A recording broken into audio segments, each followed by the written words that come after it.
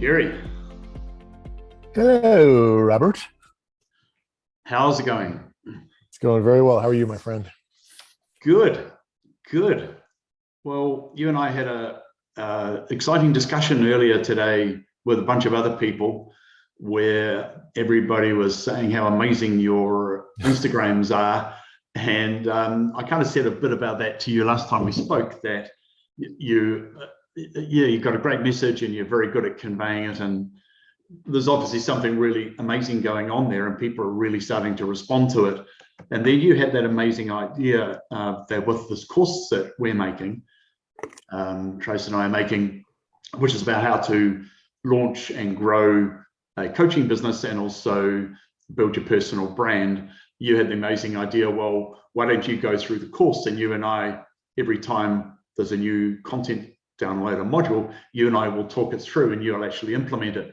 And so initially you were thinking of maybe something like coaching CEOs on stuff, but it sounds to me like the path for you is going to be something slightly different. And it's probably going to be more around the messages that you are talking about on Instagram and have been doing on TikTok as well. And it's really going to be, this is probably not the word you want to hear, but it's like the Tony Robbins of woo-woo. Well, that's very kind. Thank you. I don't know, and I think you and I have talked about this numerous times, right? It's where it's going to go, I'm not sure. But I do love the idea of, since we've been doing this, we've been talking, for a year together, and I very much look at you and our relationship as sort of, you're like a mentor to me. And I think a lot of the ideas and a lot of the approaches I've been able to bounce off of you and get your feedback. And it's really helped give me some clarity. So I think doing this course together is going to be very enlightening for me. So I'm not quite sure. And I'm going into this experience with you completely open to anything and everything. And I'm going to, I think, engage in this course in as open and as resistantless as humanly possible. And whatever comes, I'm gonna embrace. Yeah. I hear the magic sounds of footsteps approaching, which means that I haven't had any tea or coffee today, and I've been up for hours. And so this is Trace delivering me a cup of tea, a magic moment. Thanks, Trace. That's critical. That's critical. Yeah. Okay. Not that I am a caffeine addict, but it's not a crime. So the thing is that the opportunity, as I see it, with that work you're doing, so assuming that that's where your interest and passion lies, is that first of all, we want an audience. So it's like, how do we reach more people and build an audience? And the audience really starts off with being followers on Instagram or whatever the platform is, the chosen platform. And then beyond that, you need to build an email list, because that's the way that you can really reach more people, because organic social media doesn't have all that much reach really by comparison. So the way I see it is that you've got the message and you've got the ability to deliver it. And what this course could do for you is to help you to build an audience, how to do that. And then secondly, how do you create a business out of it?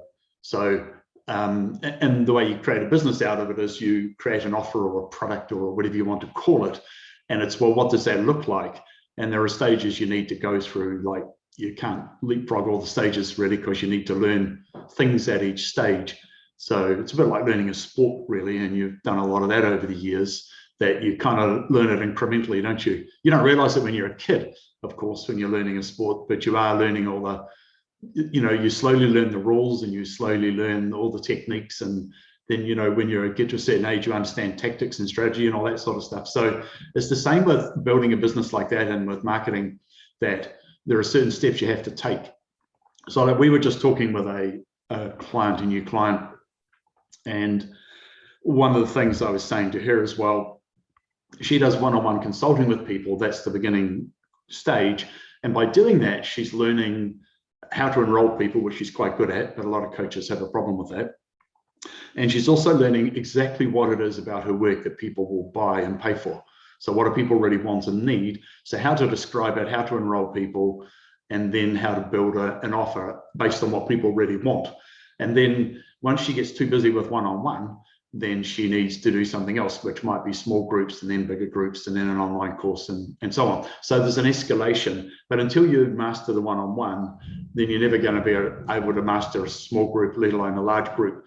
And until you have an email list, you're never going to be able to build a large group or sell an online course. So you can see that you've got to take these steps, that you do the one-on-one, then you learn some more, and then you go from there. It'll look slightly different for you, because if you're going to be talking to people about inspirational messages and ways for people to get more of what they want in their life, then it's okay, so what would that look like? And the course will help you decide, okay, what sort of offer do I want to, ultimately you'll be talking to large groups of people, but it's for how do you get from where you are now to there. That's really, well, I think that should be part of the process that you and I go through, right? When you talk about, hey, right. And I think that's going to be interesting for us to record that and see where I am. So for example, this week I had a meeting with a group of guys. You know, they own a big company. It's worth about $100 million. And we were chatting, and they have these sales guys, and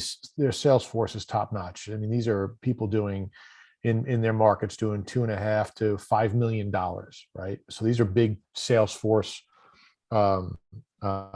representatives, but they're struggling. So what I found myself doing, and they're struggling for a specific reason, that as the market changes and we become more aware of how social media can help sell, right, can help get your message out there, as we were just talking about, some of these guys are now falling a little bit behind in their sales goals. Guys that had made, the chairman's circle like 25 times in a row, I've never missed, are now missing, because some of the younger sales guys are coming in using social media influencers and so forth to build up their markets.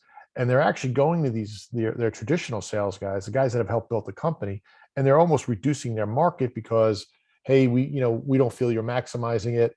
And I found myself talking to them and still using all of this knowledge that you and I have been, blessed to, I think, embrace, and is everybody's open to, right? Going on a podcast, listening to Joshua Live, these messages translate into our physical reality in so many unique ways. What I found myself giving him advice for was, your sales force is living in fear. They're living in fear because of fear of loss of their income, fear of loss of their territory. And I said, if you want to be a great manager, you're going to have to look into that, and you're going to have to help them face that fear, push through that fear, overcome that fear. And you're going to have to do that by working with them and by helping educate them that there's a fun way to do it. You don't have to live in fear, right? And I'm not looking for them to change their conditions. I'm looking for them to help their sales force push past some of these fears. I don't want to do anything on social media. I don't want to get an influencer. I'm not a social media guy. I'm a knock on door guy. I'm a phone call guy. And at the end of the session, which was about 2 hours, we had agreed that they were going to hire these young kids, at 50 or 60 grand a pop, to help markets with social media. I said, you have these amazing people. I said, you need to accept them and love them and not crush them because they're not doing something that you think is important. I said, you have to be a resource for them in business. If we're not a resource for people to find ways to push past their fear, what are we actually doing? Creating more fear? So it's so interesting, right, that I found myself in this business situation, not as resistant lists maybe as you and I have become, but like baby steps, trying to help them understand that if all of us can express love and to one another, and we can express love through different ways, through support and through say, hey, we're going to help you. Like, tell me what you need, tell me what your fears are, and let's work on that together. Help them identify some of those limiting beliefs without coming in as a sledgehammer, as a woo-woo sledgehammer. Oh my God, you got all these fears, you can't do anything, and people get frozen, right? They don't know what to do. So it's interesting that it was a business situation, and I was trying to find a way to apply what we're learning, but in baby steps. And I think you and I have had this conversation. Even like the boot camp is level 10, right? It's like you leapfrog into that situation. How do you get people to understand that fears are false? That irrational fears don't exist. It's an absolute illusion. Yeah. the fear thing is quite logical once you think about it, because you and I know that we categorize fears into they're either rational or irrational. A fear that is rational is something that can do you bodily harm or kill you. And that's part of the human survival mechanism. So that fear is completely rational, but pretty much every other fear is an illusion. It's an irrational fear. And it's about imagining you're going to lose something or whatever. So it takes people a while to get there, but once you've done some work around it, it does become somewhat evident. And it actually becomes very interesting, because when something happens, you think, oh my God, that's really bad. And people will start to think about things that might happen to them that are bad. Then you think, oh no, that idea falls down at this point. But it's a bit like what we were saying at the beginning, that you try it on with things where it's obviously true, and then sort of build up from there. Like, you know, don't start with a 3-year-old child with marathon training, you know, letting them enjoy walking for a few years before you get them out running. And the 3-year-old ain't going to be running a marathon. Well, I hope not anyway. So there is that thing as well. It does take some practice, and you move to it gradually. But yeah, it is a very powerful thing, isn't it? Once you understand that most of your fears are just an idea. It's beyond, right? And then I think when it comes to companies, and I think this is an important note for you and I to be aware of, it's the fear of change, right? You started one way, and everybody has to evolve. Every company has to evolve to meet market needs, right? And the market's constantly evolving, constantly changing, constantly expanding, which is a good thing, right? Even the universe is constantly expanding. And for us, the universe needs us to be unique, needs us to be our authentic self. And there's no two people that are identical, right? So the same in business, like change is uniqueness. We need to embrace change. We need to constantly be embracing the expansion of either who we are into more, right? Or into expand into the tapestry of the universe. The more we're doing that, the more we accept that. And it's the same in business.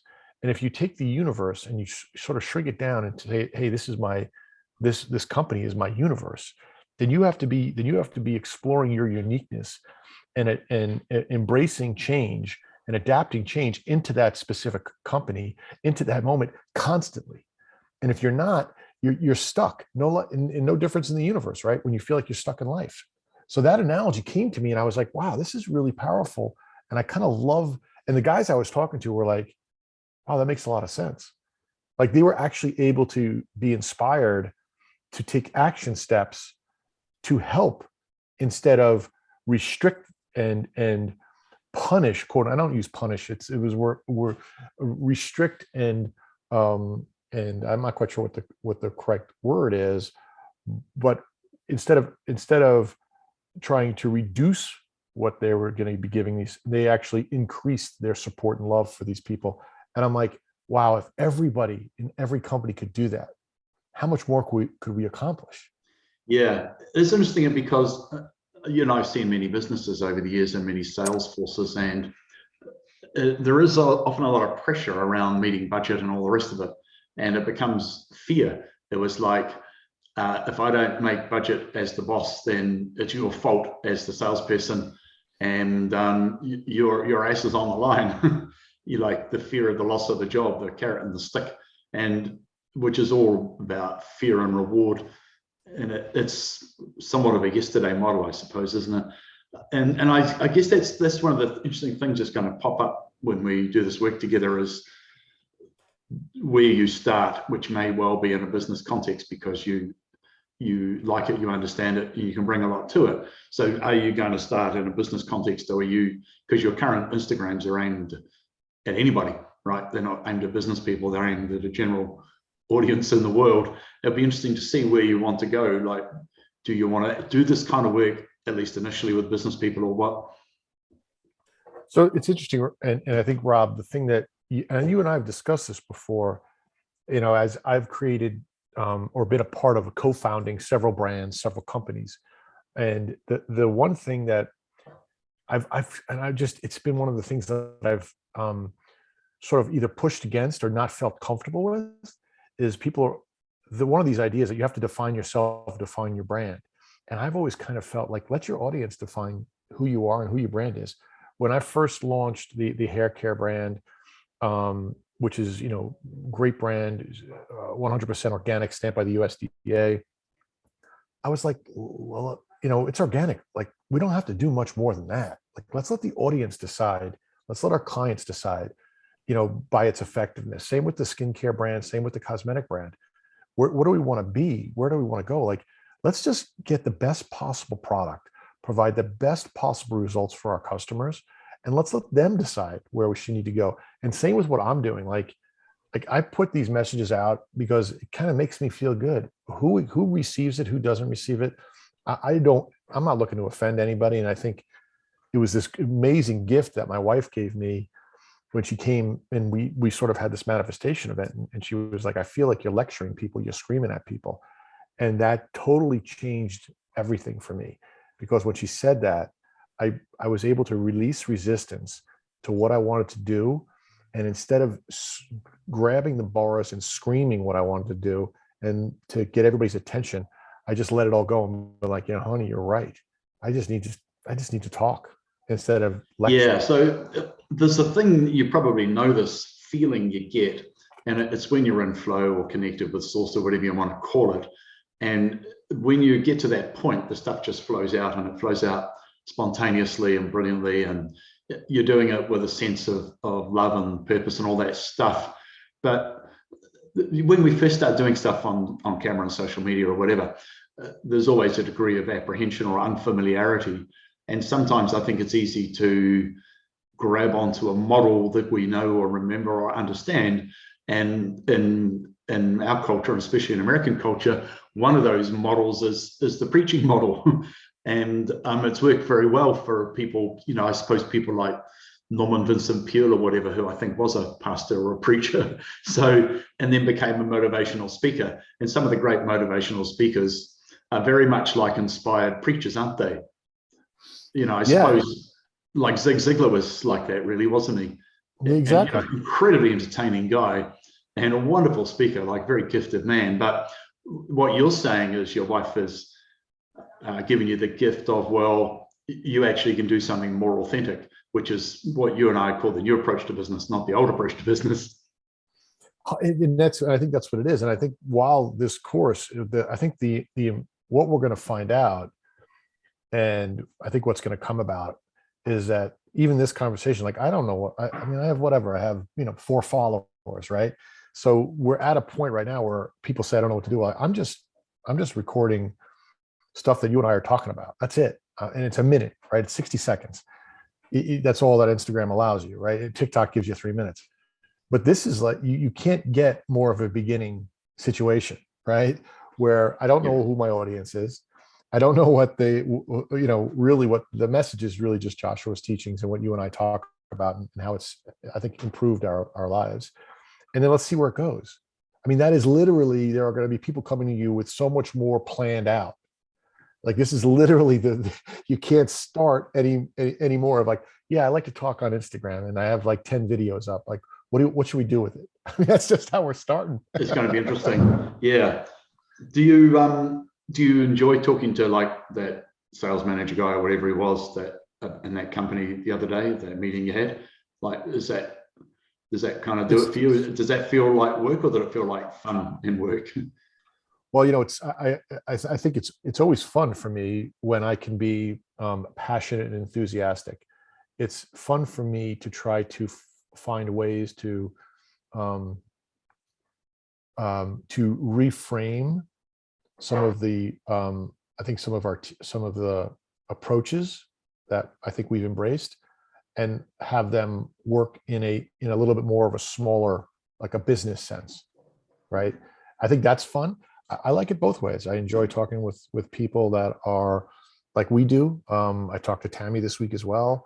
I love talking with people who are on, I think, on the same expansion journey we are. And I love people who, I've had people tell me, I don't get it. I think you're living in a fantasy land. And I'm like, okay, and cool. Like, I have no issue with that whatsoever. And I think it's more fun talking with people that think you live in a fantasy land, because 5 minutes into the Well, I mean, conversation, your message is probably never going to hit home for that person. So in this course, I differentiate a little bit between audience and tribe. So audience is potentially anybody, including the person who said you're in Fantasyland. That's somebody who might come across you on Instagram or whatever, right? So somebody out there in the big wide world who hears you and may follow you, but they're not resonating with it. Whereas tribe is people like the people on our other call this morning who say, I really love what you're saying. It's amazing. There's nobody out there doing this. So the tribe is the people who resonate with it and identify with it, believe it, know that you're speaking a truth for them. So some people are in the audience and will never be in your tribe, but really what you want to be building is a tribe. well, so it's interesting. So what I was thinking and was that if this person became a vibrational match to me, we ended up sitting in a face-to-face having a conversation, right? If we ended up being a vibrational match, then that person there's some part of what I'm saying that person is looking for, right?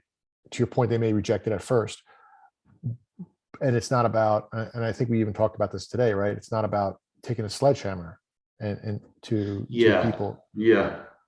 So yeah, that's right. There is that thing that happens, and you and I have had it happen in our lives at various times where you're in a place and some little chink in your armor or your exterior or your belief system or your whatever, your mindset opens up and a little bit of light comes in, and that person may have that experience with you, and then they may never listen to you ever again. But once that chink is opened, then some more light will come in from either you or somewhere else. You know what I'm saying? So for some people, they're never going to resonate. They're not a vibrational match. It's not for them right now or ever. And for other people, they're really into it. But then there's the other ones where a chink opens and a wee bit of light comes in, and it starts a new process, a new direction in their life. Well, I mean, think about what Autumn said, right? I mean, her husband literally has all of this access to all of this information because of the work Autumn's done. But yet there was something there, and he went on a different path, but to get the same information, right? Think about how amazing people go on different paths to get. Yeah, that's true. There are many different paths, and there are different paths for different people. I mean, you and I have trodden many paths, and like one of the most influential and powerful things for me was discovering the Seth books by Jane Roberts. They were incredible. They're quite esoteric, and they don't necessarily give you practical information to live by, but they are totally mind expanding and open me up for other things that came along. On a more kind of a worldly scene, I found Wayne Dyer's stuff really good, especially his book Real Magic. That was quite transformational for me. And I also really like that meditation, the abundance and prosperity meditation he made. So those are two very powerful things. But it was when then somebody introduced me to the Abraham stuff, and that was pretty good. And then she said, oh, if you like that, then you might like this. And then she introduced me to the teachings of Joshua, which, with Gary Temple Bodley channeling that information. And the reason I like that so much is that it's a really practical step-by-step. It's the first thing I've ever come across that is, okay, so today we'll do this, and think about this, write down something here. And it is the first ultra practical, apply it this way. And even if you only do half of the stuff, I mean, it's super transformational. So there's the podcast and the books and all that good stuff, but it's when you actually start doing like their boot camp or their ascension experience, where you actually are doing a daily spiritual practice, writing stuff down on a piece of paper, whatever, meditating. It's the step-by-step stuff which has become super powerful, really. So I guess that's an interesting thing, because as I was saying that, it occurred to me, well, you've got these inspirational messages, and then for people who resonate with those, what else can you offer them that they can consume that's going to help them on their journey? And it could be a version of that kind of stuff that we're doing in those courses. For example, you may come up with your own version of that people might relate to, where you teach them some daily practices, for example. Well, and I think that's a great point, Rob. Very, very good point. And I think Gary says that too, right? I think he says that when it comes to even the boot camp. He's like, yeah, podcasts are great, the calls are great, but you have to get into the work.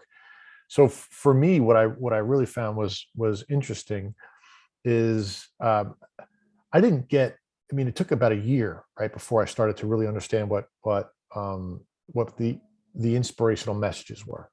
You know, you have a concept of it. You have mean to knowledge. receive inspirations? Right. Yeah, yeah. Right. The dog's So- excited. The dog's in the Carlos Castaneda world.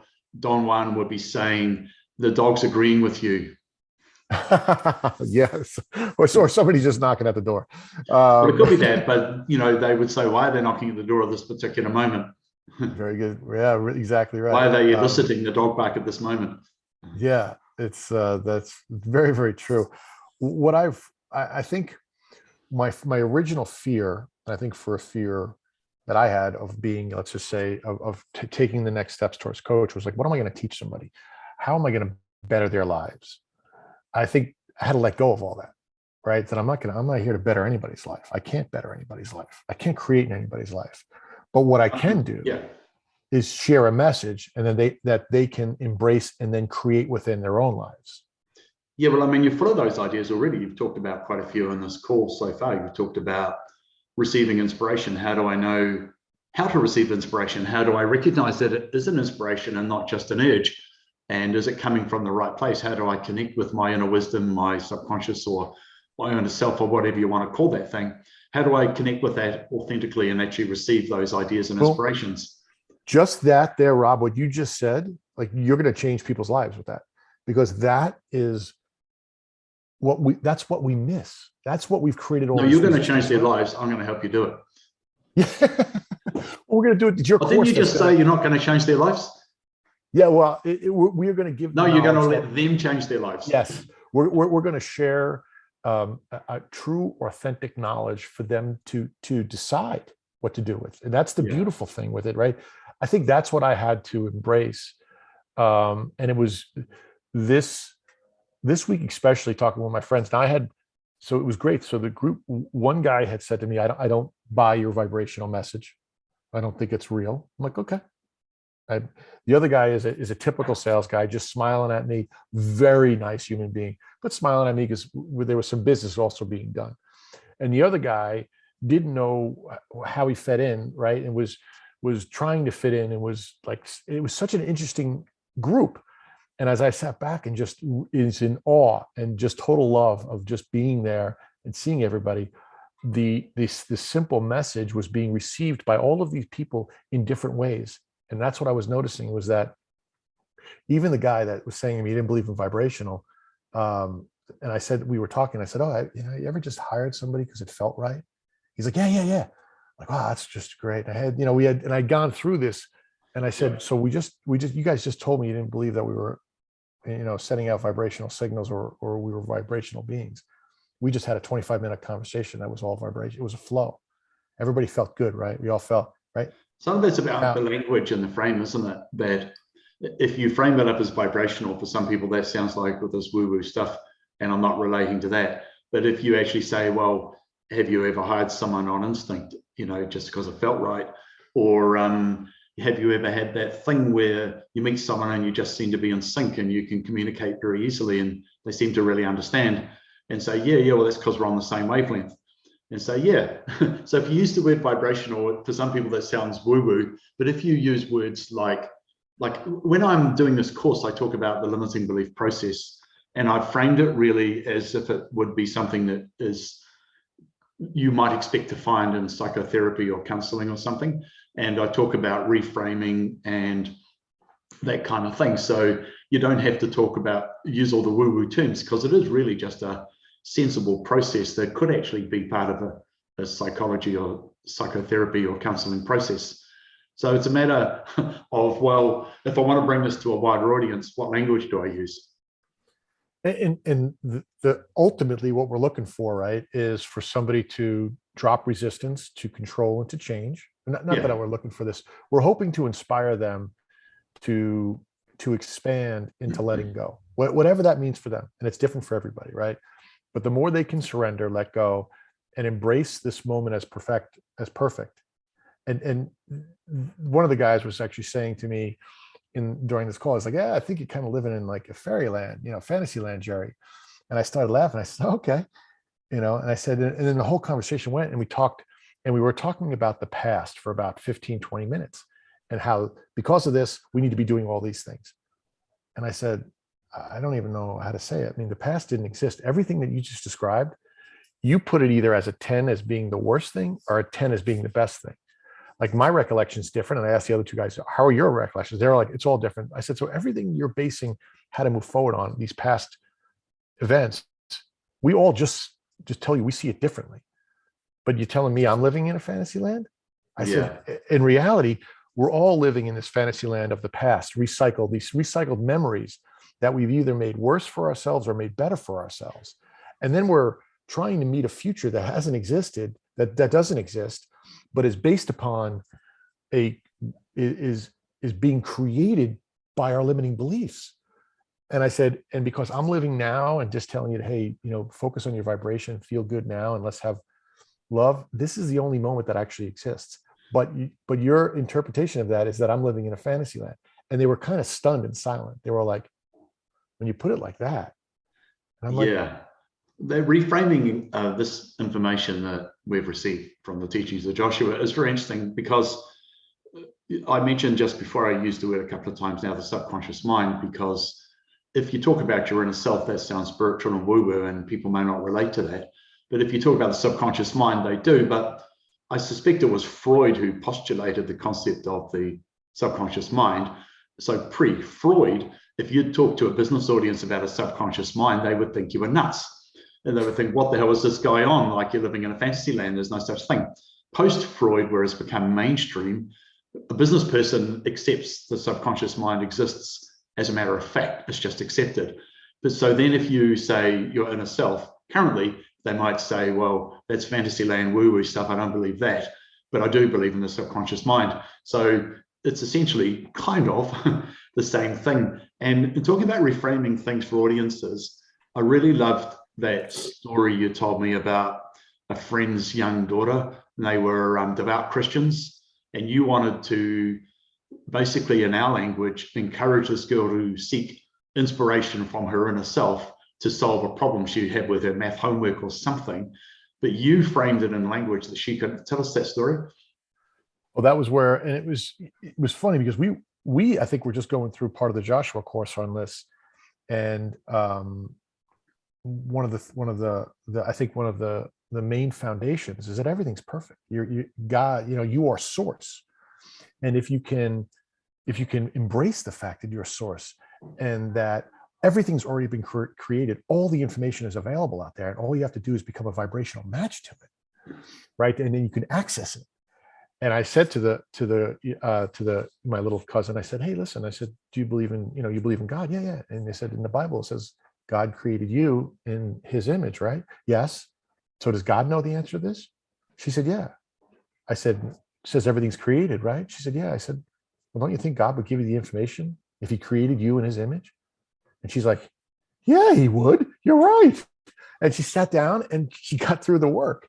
It was such a unique, and I just started laughing, right? Because it's one is, I can't do this because I didn't learn it.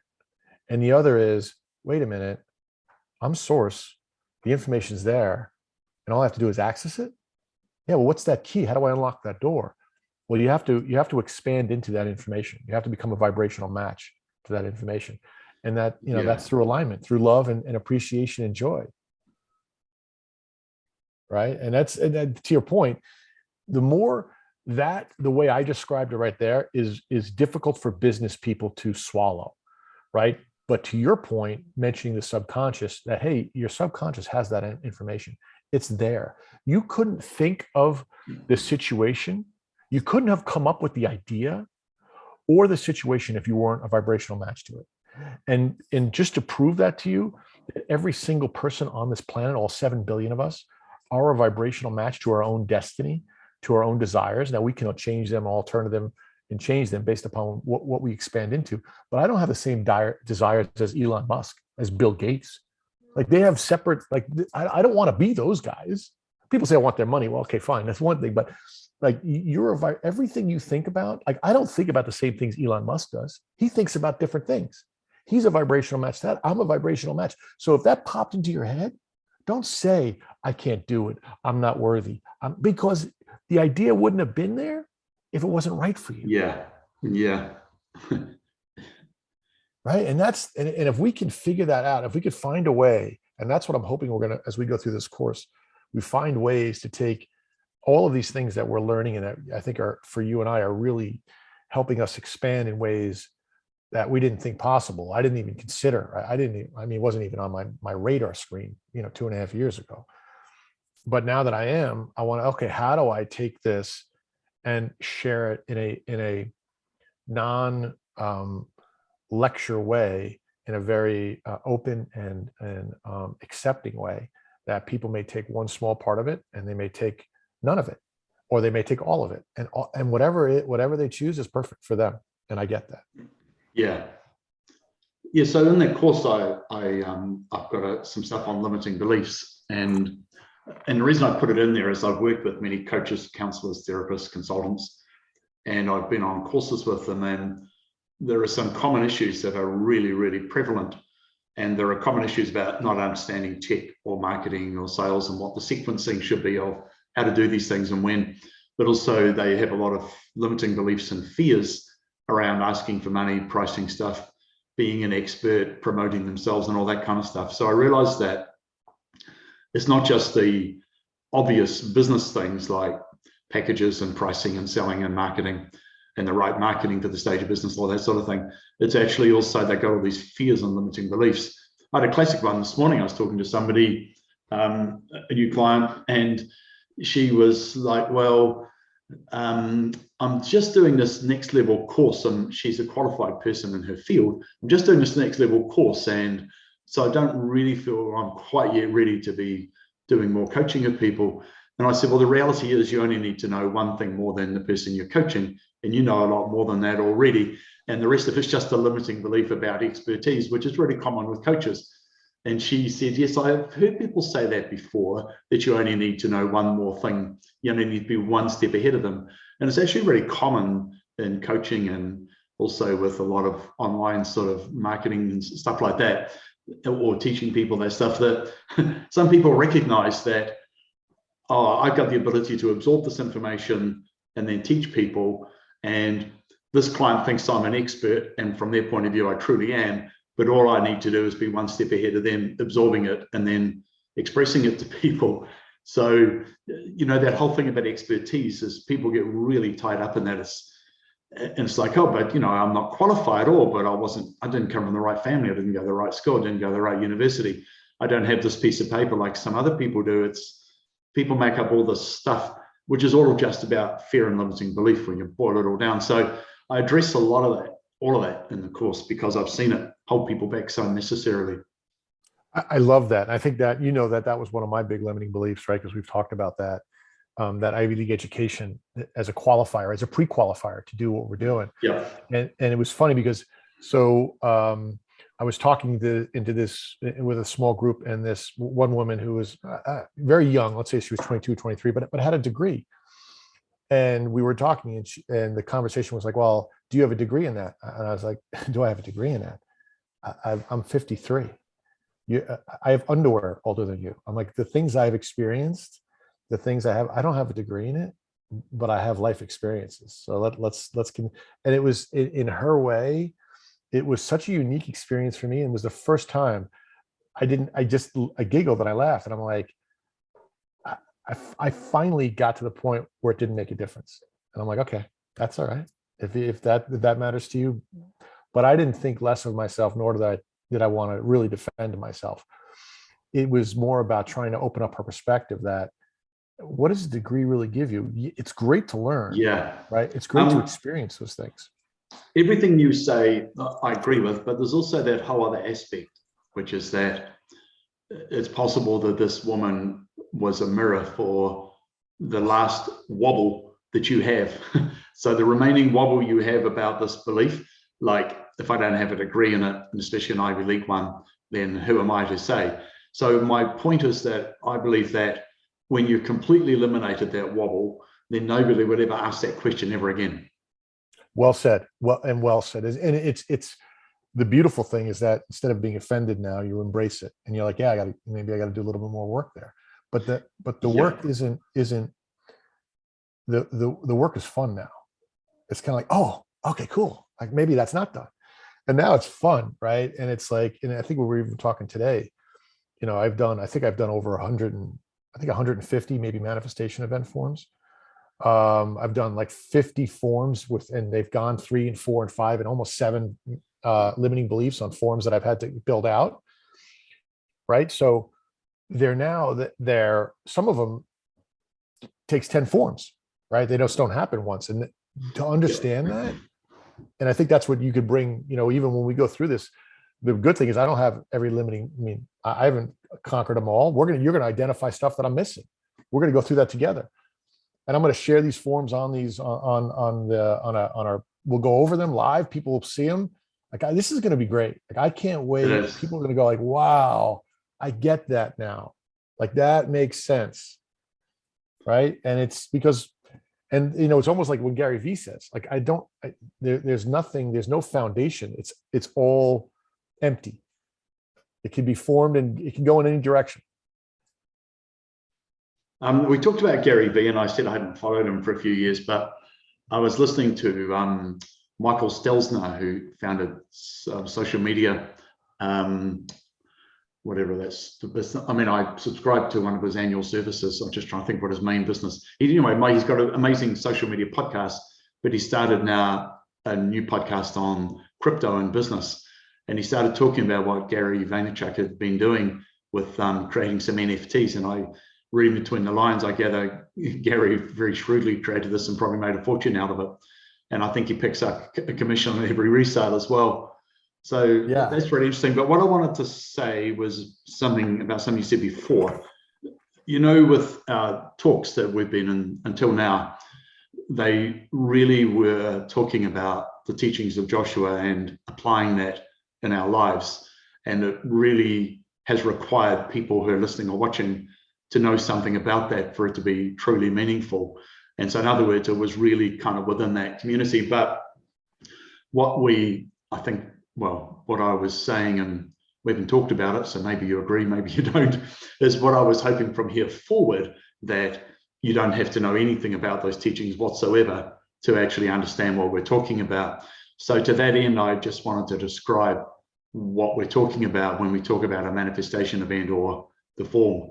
So that's brilliant, and I couldn't agree more. I mean, I think the best way to share this is to start at the most basic level possible. I couldn't agree more. Yeah. So a manifestation event basically occurs, and feel free to deject and add in anything you want. A manifestation event occurs when you feel a strong emotion. If it's a positive emotion, then it's a positive manifestation event, and it indicates the presence of an empowering belief. And if it's a negative emotion, we call it the emotional guidance system. The negative emotion tells you that you have a limiting belief somewhere and you're feeling a negative emotion because you've encountered this limiting belief. And when the reason you feel good or bad is the degree of alignment with your inner self. So if you're feeling a really strong positive emotion, you and your inner self are like, yeah. You agree with that? Yeah, I totally agree. We're just on the same page. So you and your inner self are in accord, and therefore you feel a strong positive emotion. And if you feel a strong negative emotion, your inner self is saying, no, you've got a complete wrong perspective here. That's not how it is at all. So the further you stretch your attitude or belief or your reaction away from your inner self at, the more the tension on that rubber band and the more painful that thing is. So we want to get back into alignment with our inner self, take a higher perspective on everything in life. And so therefore we say, right, I'm feeling a negative emotion, therefore I have a limiting belief. And the manifestation event form that we use, you write down the event that happened and how you felt, what emotions you felt, what thoughts came to you, and then you do some more work around what the limiting belief might be around that. And then you seek to disprove the limiting belief. So you prove it to be false. And then ideally you think of, well, what would be an empowering belief that I could replace it with? And the idea, and I had this idea in other coaching as well, which is that you can't actually eliminate or strike out a limiting belief, but you can reduce its power or its intensity. I call it decommission. You can decommission the limiting belief and say, thanks, I'm putting you aside, you were useful, and you can sit there and you can rest easy now because I don't need you, thank you. So, you reduce its intensity, you put it aside, it will always be there, but it's never going to push your buttons in the same way ever again. So is there anything you want to add about the limiting belief or manifestation event process? Yeah, and I think it's super important to say that the process, so this emotional guidance system, which is the start of everything, right? And what that is everything in our lives is going to give us an emotional, a feeling, right? So let's just take the negative for the moment. So when you're feeling negative, right, that's one of two things. That's I'm going in the wrong direction, or I have a limiting belief, right? What's going on here? You have to ask yourself, why am I feeling negative? What am I going through that? And the idea that you just presented, that we could give somebody a form, they could say, well, describe the event, right? And how did you feel about that, right? And then you realize that all limiting beliefs are false. Like when you say I'm not worthy, I didn't feel good about it, I didn't feel like I was valued, I didn't feel appreciated, right? That form allows you to contextualize that feeling. And then when you contextualize that feeling, you bring it out, and then you prove it false. And the minute you prove it false, what you do is you feel this breath kind of go out, and you feel your shoulders drop, and you feel this like you just feel a little bit more at ease. And then you replace it. And I love what you just said. And I think that's super powerful. And you replace it with an empowering belief. I am worthy. I am perfect. I am absolutely appreciated and loved in every possible way. And then you realize that, was this event for your highest good? And you're like, it was for my highest good. I was just able to identify this limiting belief and replace it with an empowering one. So what you just described there, and to say that that was a beautiful process given to everybody, all of us, by the universe, to help us on our journey of self-expansion. I mean, that's the most beautiful gift you could ever possibly give somebody. Yeah, it is. I was just thinking, a good example of a limiting belief that you actually talked about today is, for years you believed that Ivy League is the pinnacle of the pinnacle, and that if you weren't Ivy League, you weren't worthy. Now, we know that two of the most common explorations for humans are unworthiness and lack of money, lack of time, lack of love, lack of health, whatever it is. So unworthiness is a very generalized thing, and it's pretty much impossible to disprove using that process because it's too vague in general. So if you say, oh, well, my limiting belief is I'm unworthy, that's too general. So if we were to take your Ivy League thing you had for years, you might say, well, my limiting belief is that I'll never be able to be the equal of those people in business because I don't have an Ivy League education, for example. That might be something you would have said once. Can we use that as an okay example? Absolutely. Yes. So, and then from what you said, that you said to this young woman in this meeting when she asked about an education, which was reflecting your remaining wobble, then it's like, well, you know for a fact that you and many, many others have been incredibly successful, however you want to measure that, without an Ivy League education. So as opposed to trying to disprove a general feeling of unworthiness, if you hang it on that particular belief about you can only be the best if you've got an Ivy League education, you can disprove that because you and countless other people, I have no idea what education Elon Musk has or Bill Gates, and they may be Ivy League for all I know, but if you pick another, 100 billionaires, you might find some of them are Ivy League, but a lot of them aren't, right? And if you also say, well, what's my definition of success? So who are the people I would like to be like? It might be the Dalai Lama, or, it could be somebody completely different. And the Dalai Lama probably doesn't have an Ivy League education either, and Jesus didn't. So, so my point is that a very specific example of unworthiness like that one is far easier to disprove than a generalized thing like I feel unworthy. And it is very easy to disprove because you can just say, well, I achieved all these things despite no Ivy League education.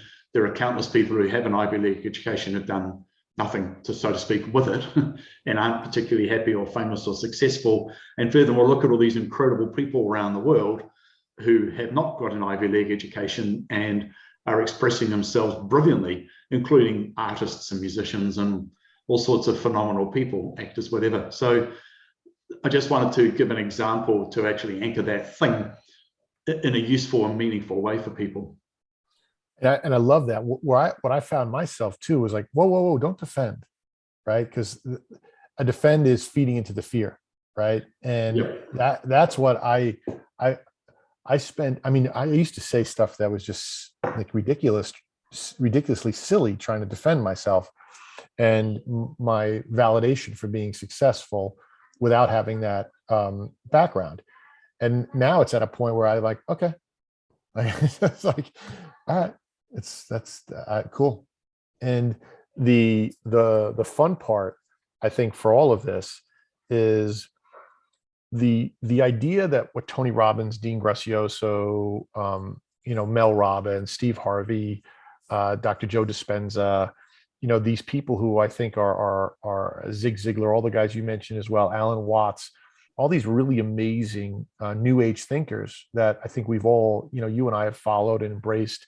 You know what? I must say to you that out of all of that list, the only one I've ever listened to is Zig Ziglar.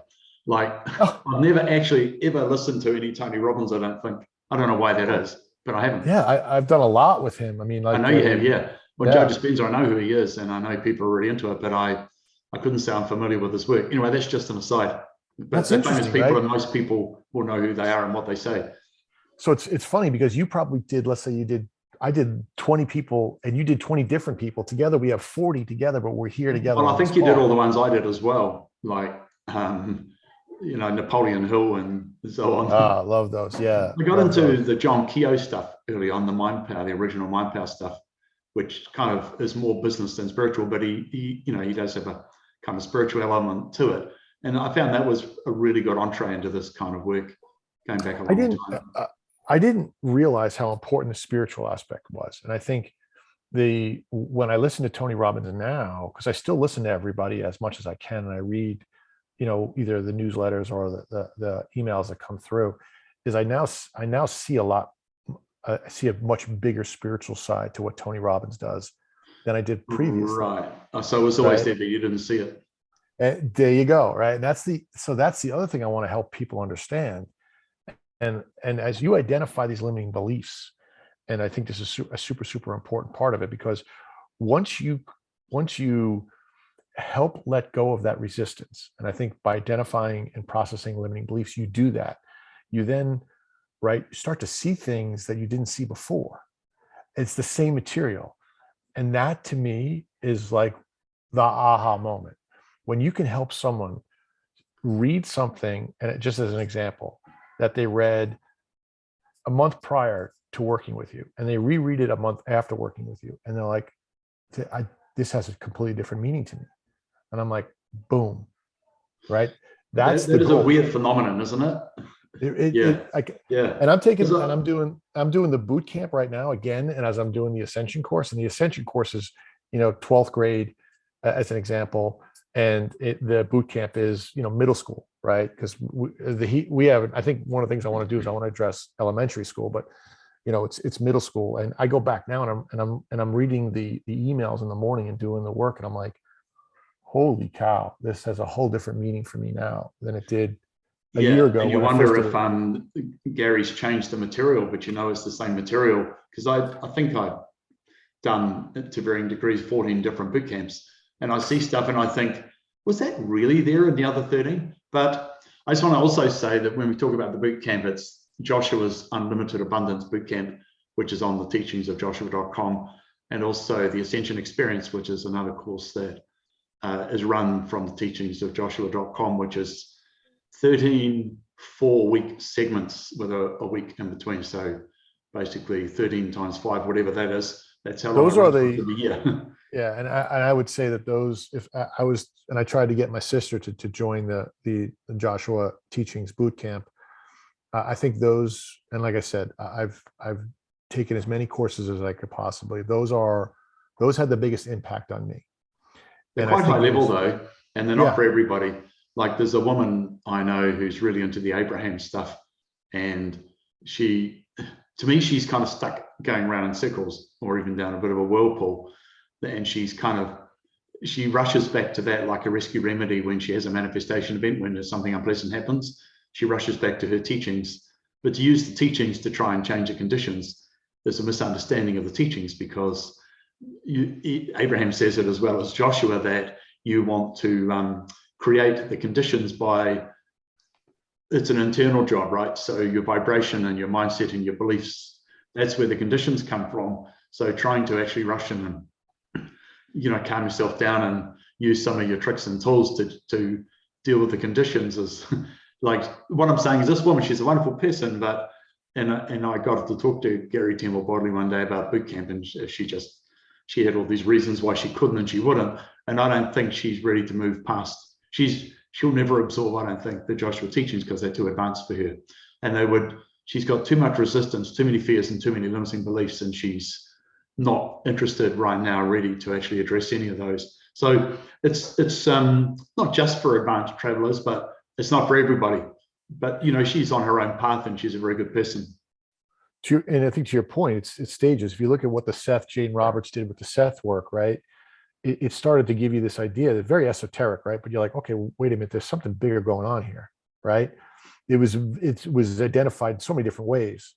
What really shocked me was and I think it was in, I forget which Jane Roberts book it was, when Seth talks about that Paul, during Jesus's time, that Paul had a different pre-birth intention, but he got distracted in the physical, and he'll be back to finish his pre-birth agreements. And I was like, what? He's like, and that idea that we keep coming back, and we keep coming back to the physical, so that we can experience all of these different emotions, all of these different experiences, and then when we go back up into the non-physical, it fills gaps. It helps us understand more. It expands the universe. Yeah. Right. And then Dolores Cannon too, right? Who's, I don't know if you've seen her at all, Dolores Cannon. It's like she would be sort of Seth on steroids. It's much bigger than Abraham. A lot of very similar stuff to Joshua's teachings, and I don't think she's alive anymore. She's written like 14 books, and you'll watch some of the videos on her. But I think what Joshua, the Joshua teachings have done for all of us, and you can go to the website joshuateachings.com and start to understand it, is that all of this information now has usefulness, when before it was information and knowledge, and I didn't know what to do with it. Yeah. Well, now you can take action, right? And that to me was like, that's what, when I heard I was taking forced action my whole life. So Tony Robbins, Dean Gracioso, all these great, amazing, wonderful people have changed my life. Mel Robbins, Steve Art, you got to take action. Well, all I did was take action. I was running downhill, punching through walls, taking action. And then what Joshua said was, whoa, you're not taking action. You're acting on urges to control the conditions. Yeah. And he's like, slow down. Start listening to your subconscious, your inner self. Connect with your inner self. Listen for that inspiration, and then take action on that. And I'm like, what? What does that mean? And that alone changed everything. That was the beginning for me to go, okay. Because I was so tired of acting on urges to control conditions. Yeah. And trying to use goal setting and motivation, which kind of work, but not really. As the reason behind it. But you're 100% eventually they right. don't work anymore. That's the thing. Yes. Eventually they don't work anymore. You're beautifully said. You're 100% right. But that's what it was like. Oh my goodness. Like I remember like specifically like these actions that were so forced. And I'm like, with the one, I'm like, whoa, no wonder my head exploded. Well, goal setting, we realized, becomes limiting, because by the time you've set the goal and done some thinking, you've probably moved past it already. And certainly in 3 months' time, you might stick with it because you set it at the beginning of the year. But if you were honest, you'd say, well, I probably actually changed. I don't know if I really want this thing. And then you think, well, that's just lack of application. That's breaking the rules. So you slavishly try and force yourself down this wrong path, regardless, because you decided it was the thing to do. So what goal setting, I know you've moved past goal setting, haven't you? Yes, yes, but I think I've replaced goal setting with meditation. And what I mean by that is that when I'm during my meditation, as I take quiet time and I listen, my goal setting or my goals now is just listening, is letting go and listening.